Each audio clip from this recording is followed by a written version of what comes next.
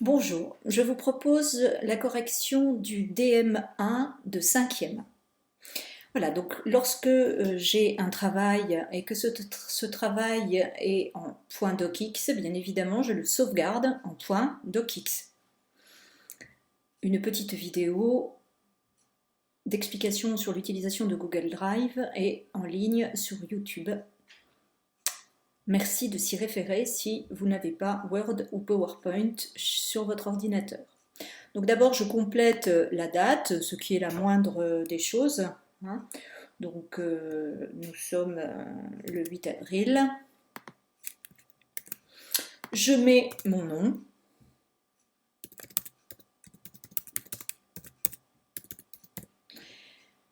Voilà.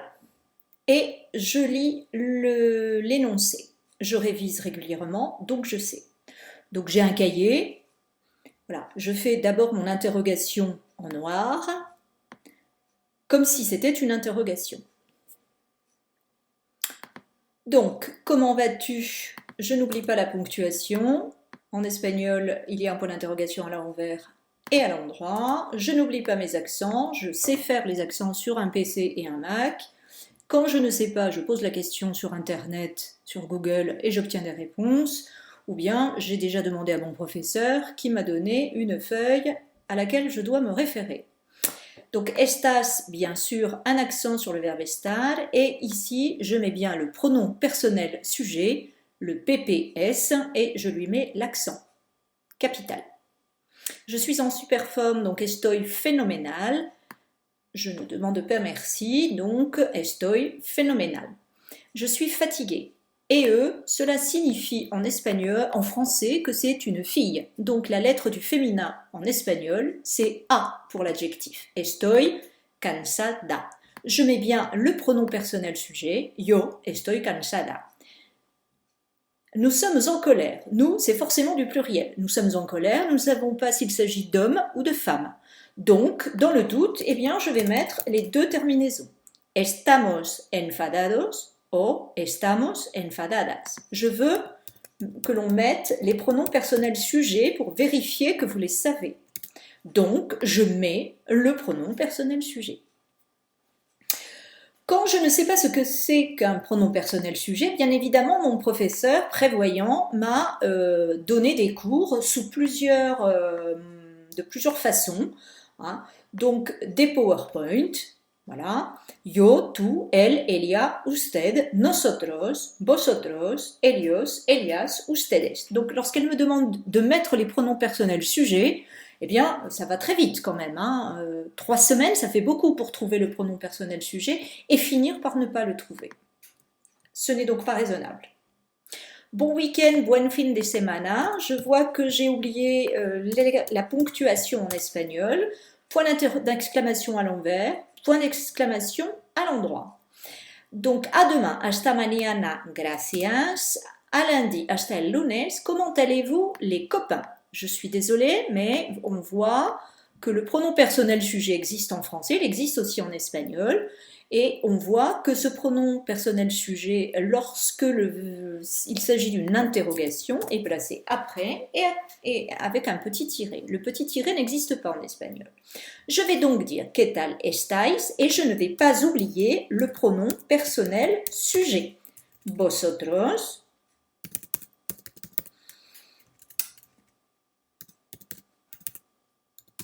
voilà, los amigos si vous voulez, mais voilà, los amigos, on peut s'en dispenser. Voilà, je vous remontre quand même le pronom sujet qui correspond aux copains. Lorsque je tutoie plusieurs personnes, eh bien, j'utilise, lorsque je tutoie plusieurs personnes, eh bien, le pronom personnel sujet, c'est, vous le voyez ici, vosotros. Donc, je me réfère au cours pour réussir cet exercice. Bien évidemment, je ne peux pas inventer. Bonjour, buenos días, et je n'oublie pas l'accent sur le i. Bon après-midi, buenas tardes. Tu es super mal, donc tout, je mets le pronom personnel sujet, estás super mal, ce n'est pas muy mal. Muy mal veut dire très mal. Super mal, c'est fatal. Je suis malade, yo estoy enfermo, mais comme il y a aussi des filles, eh bien, on met enferma, parce que quand je dis je suis malade, en français, je ne peux pas savoir si c'est un garçon ou si c'est une fille. Il est coussi coussa, il se dit elle avec un accent, cet accent est capital, puisque si vous ne le mettez pas, cela signifie le. Elle, está avec un accent, assi, assi avec des accents, et il n'y a pas de tiré en espagnol, ça n'existe pas. Au revoir de deux façons, hasta luego, hasta la vista, et à bientôt, hasta pronto. Deuxième exercice. C'est la première leçon qui s'intitule Es la primera lección que se titula. Donc vous avez un cours qui vous a été envoyé. Voilà, je vous interroge sur les cours. Es la primera lección que se titula. Voilà, rien de très original.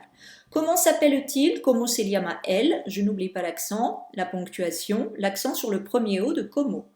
Tous les pronoms interrogatifs en espagnol portent un accent. Il s'appelle, elle, je n'oublie pas l'accent, je mets le pronom personnel sujet, elle se llama, el señor Tisserand. Ici, c'est le monsieur Tisserand. Ici, c'est l'article défini. Ici, le pronom personnel sujet. La différence, c'est l'accent. Yo me llamo la señora de Lafly. Je vous ai expliqué qu'on disait la femme de monsieur Lafly, donc on n'oublie pas la préposition des. Comment allez-vous, madame? M, ça veut dire madame. Cela signifie que je parle à une personne que je vous vois. Quel est le pronom personnel sujet? Eh bien, c'est usted. Donc, ça fait comment se llama usted. Señor ou señora, peu importe. Comment t'appelles-tu? Comment te llamas tú? Enchanté, mucho gusto, également, igualmente. On met les mots dans l'ordre et on sépare avec un slash. La fille s'appelle Elena, la chica se llama Elena. Ensuite, pour te préparer, je vous ai, pour la majorité d'entre vous, indiqué de compléter et de réfléchir pour trouver la solution. Donc, il suffisait de remplacer les points d'interrogation par les réponses. Donc, pour se dit para, c'est marqué ici. C'est pas très compliqué de recopier quand même. Préparer, preparar. Voilà. Ce verbe, j'observe qu'il est à l'infinitif. Ici, il est à l'infinitif et je vous le donne à l'infinitif. Donc, il suffisait de recopier. Ça faisait au moins para preparar. L'espagnol n'est pas facile, hein, quand on est français, voilà, hein, on observe ce qui se passe en français et au moins on fait la même chose qu'en français, au moins. S'appeler, eh bien c'était dans votre cours, llamarse, et je vous demandais une explication, qu'est-ce que vous observez? Eh bien j'observe quoi? Que s'appeler, alors il y en a qui m'ont dit, oui, c'est S apostrophe, c'est pas SE. Oui, en espagnol, l'apostrophe n'existe pas. Bon, voilà. Mais que se passe-t-il? Eh bien, le pronom réfléchi en espagnol, quand le verbe est à l'infinitif, le pronom réfléchi se place après et s'accroche. C'est ceci qu'il fallait noter. Te, eh bien, quand je l'analyse pour te préparer, pour préparer qui? Te, hein, c'est un pronom COD. La traduction de D en espagnol, qu'il soit COD ou réfléchi, c'est te. Et donc, en espagnol, les pronoms réfléchis, COD et COI, sont placés après le verbe et accroché. Donc, cela faisait para preparar te et non pas para te preparar. Voilà, c'était la petite difficulté. Je faisais exactement la même chose ici. Donc, pour para, amuser, divertir, s'appeler, llamarse. Qu'est-ce que j'observe? Eh bien que le pronom se est placé après et accroché quand le verbe est à l'infinitif. Cette règle s'appelle l'enclise. Là aussi, dans le PowerPoint que je vous ai envoyé dimanche, je vous explique ce qu'est l'enclise. L'enclise, eh bien, c'est le fait que les pronoms réfléchis COD et COI sont placés après le verbe quand celui-ci est à l'infinitif. Donc dans ce PowerPoint, ici, cela vous est expliqué. Donc il est bien écrit à l'infinitif, au participe présent tant que l'on n'a pas appris et à l'impératif tant que l'on n'a pas appris, les pronoms réfléchis COD et COI sont placés après le verbe et accrochés à celui-ci. Donc, nous, on ne connaît que l'infinitif et que les pronoms réfléchis.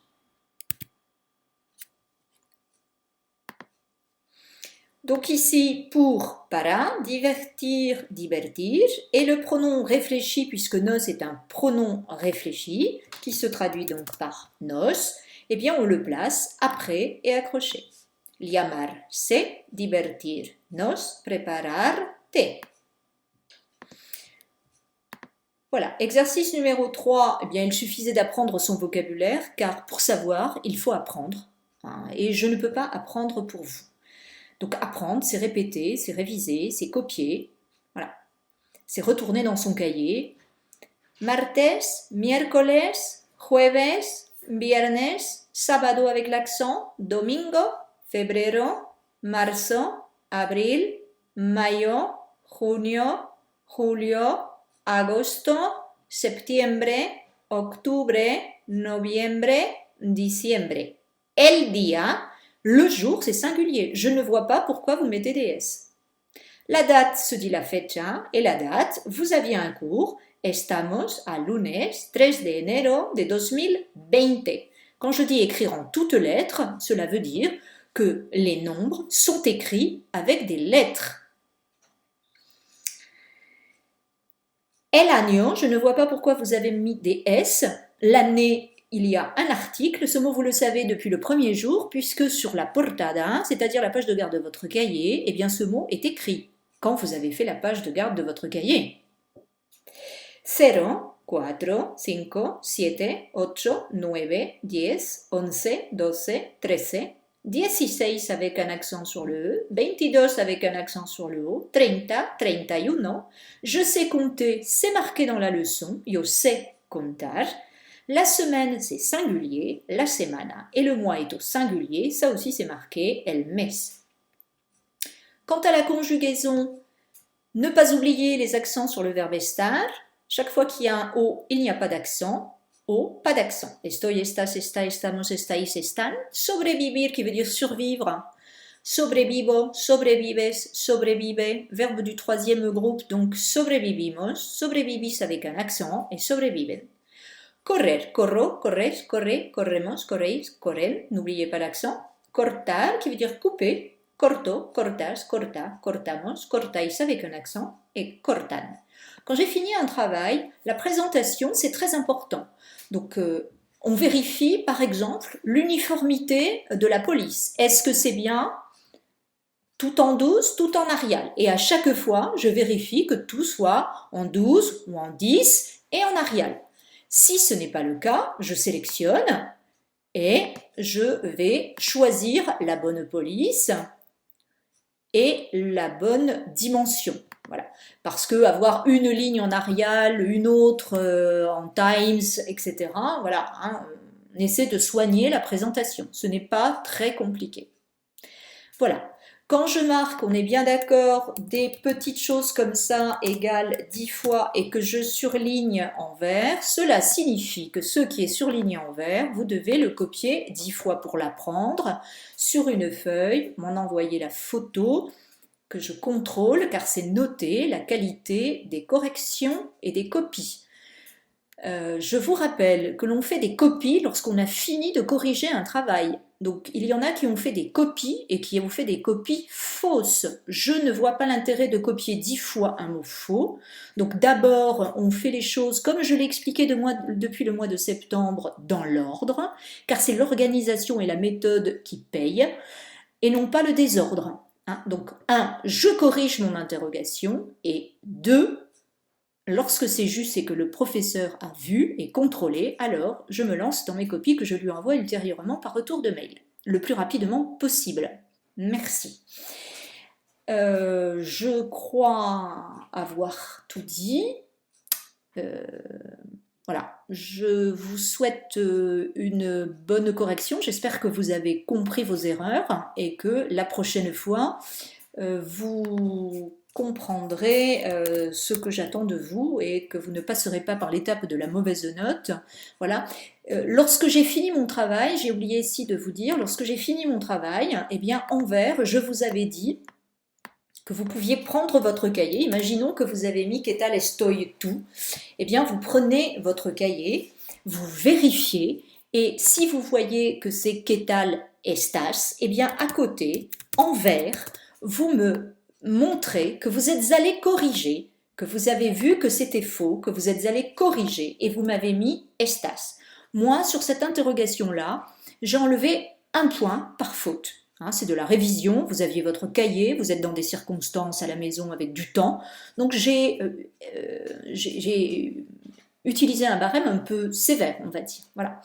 Donc ici, si jamais vous m'aviez fait ça, c'est-à-dire en noir comme une interro, en vert avec l'aide de mon cahier, au lieu de vous enlever un point, je vous aurais enlevé 0,75 points. Vous auriez donc gagné 0,25 points à chaque faute, ce qui, sur un certain nombre de fautes, peut s'avérer intéressant. Voilà. J'avais tenté de vous l'expliquer, mais ça n'a pas été possible. Voilà. Merci, à bientôt.